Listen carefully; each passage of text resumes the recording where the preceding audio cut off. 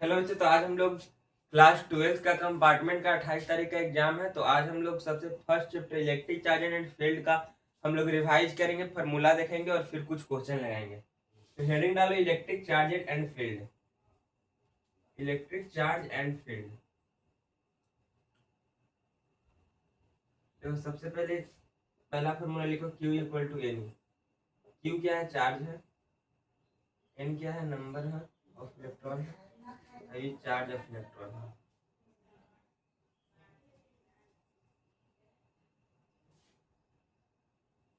Q बराबर N. दूसरा तुम्हारा हो जाएगा Q बराबर एन हो जाएगा। हाँ, फिर दूसरा तुम्हारा हो जाएगा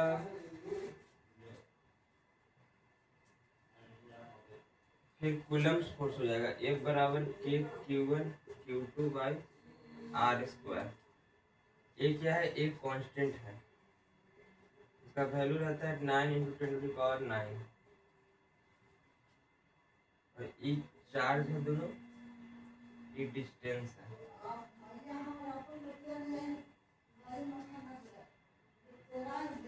पहला फार्मूला ये हुआ और तीसरा तुम्हारा एक हुआ।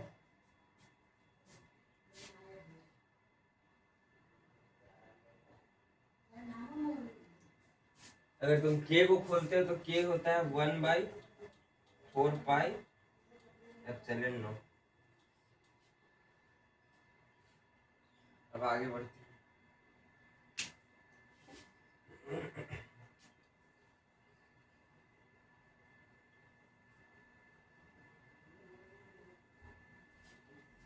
तो ज्यादा टाइम है नहीं भाई, तुम पढ़ा भी सकते थे, बट इतना ज्यादा टाइम है नहीं, तो सिर्फ फॉर्मूला लिखो और आगे बढ़ो भाई।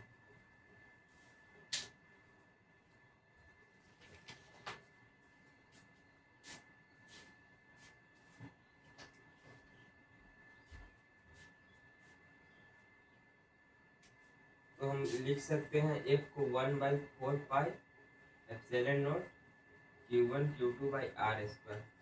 एक के की वैल्यू है, के की वैल्यू इतना तक है।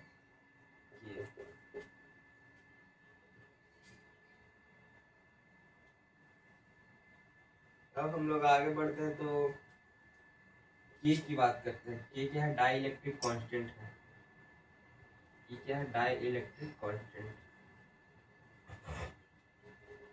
इसका फॉर्मूला होता है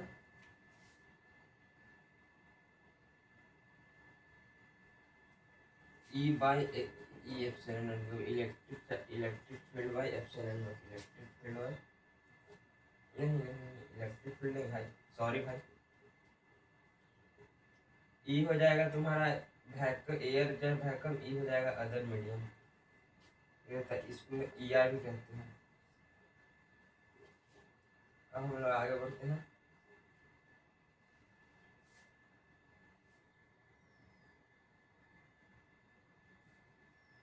फोर्स का फॉर्मूला होता है क्यूबी।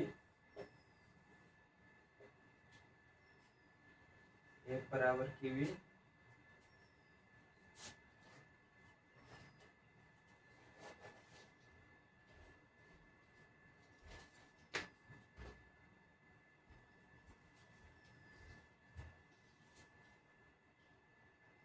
अगर तुमको F निकालना है, अगर कोई वेक्टर है तो F1 का स्क्वायर प्लस F2 का square plus 2F1 F2 cost होता है। अब अगर इलेक्ट्रिक फील्ड का हम फॉर्मूला देखें, नहीं सबसे पहले तो कंटिन्यूअस चार्ज डिस्ट्रीब्यूशन का आगे नेक्स्ट पेज पे देख लेते हैं।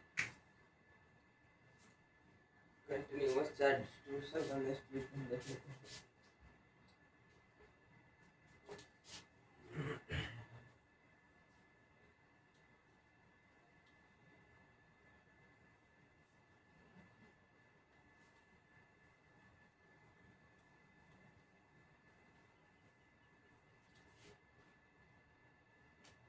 कंटिन्यूअस चार्ज डिस्ट्रीब्यूशन, कंटिन्यूअस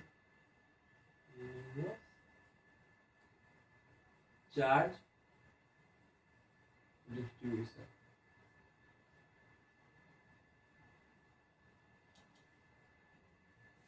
सबसे पहले हमें पढ़ना है लीनियर चार्ज डिस्ट्रीब्यूशन।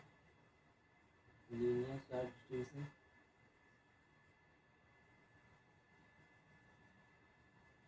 इसका सिर्फ फॉर्मूला लिख लो भाई, होता है Q by you. Charge upon में लेमडा होगा भाई, क्यू अपॉन में लेमडा, क्यू अपॉन में लेंथ हुआ भाई, लेंथ लेंथ, इसको लेमडा से डिनोट करते हैं। अब होता है दूसरा, होता है तुम्हारा volume charge distribution, volume charge distribution. ये होता है क्यू बाई वी, इसको सिग्मा या फिर क्या से रिप्रेजेंट करते हैं, क्यू बाई वी को रो से। और तीसरा होता है एरिया चार्ज डिस्ट्रीब्यूशन,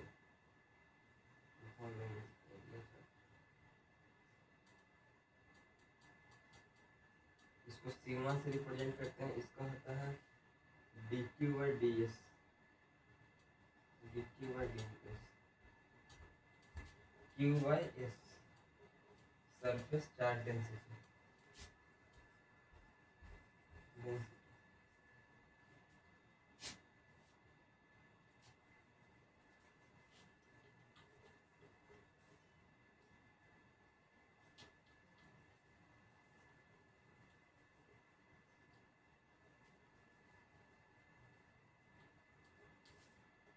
अब आगे बढ़ते हैं तो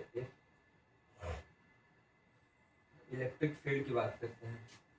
तो इलेक्ट्रिक फील्ड हो जाएगा K Q by are square, K Q by are square, जहाँ के को हम लिख सकते हैं 1/4 एप्सिलॉन नॉट। हमारा बन जाएगा electric field 1/4 epsilon naught K Q by are square, Q by are square.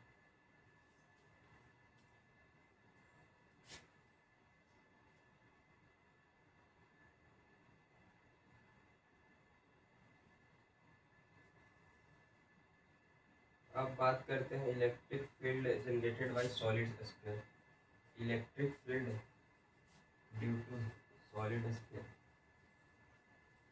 Inside देखो, तीन जगह पे देखेंगे, सबसे पहले इनसाइड देखेंगे, फिर आउटर देखेंगे, फिर इनर देखेंगे। तो इनसाइड में देखो, इनसाइड में तुम्हारा आर बहुत ही बड़ा होगा, मान के चलो एक स्फीयर है, ई आर है, ई आर है, आर आर ज्यादा है आर से, हाँ सही बात है। तो ये हो जाएगा K Q by are square.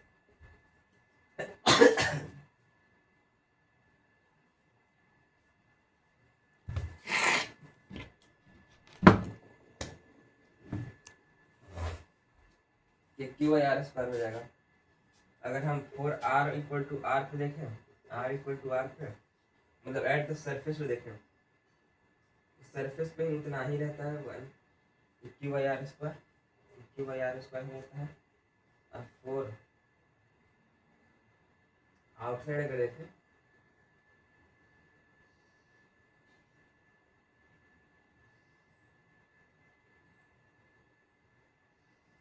और आउटसाइड के लिए भी उतना रहता ही है, Q by are square.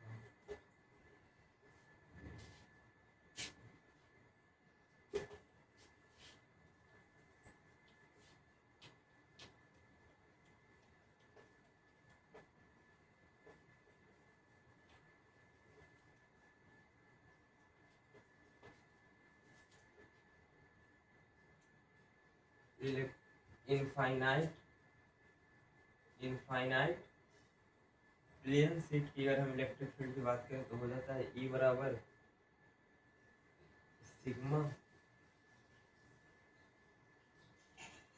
Sigma by 2 epsilon not.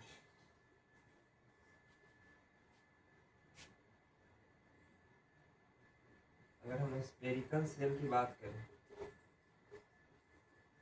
Spherical shell तो फोर ये हो जाएगा कि क्यू बाई आर स्क्वायर, अगर फोर आर जीरो हो जाएगा, आर इक्वल टू आर है, क्यू बाई आर स्क्वायर हो जाएगा।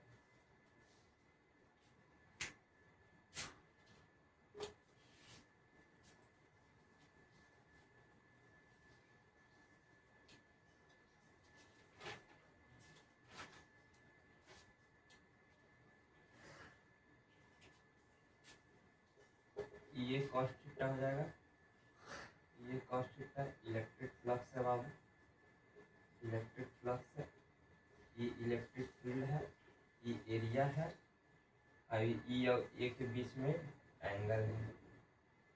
एक और क्यू इन कोलोज का होता है, क्यू एप्सिलॉन माइ क्यू एप्सिलॉन नो।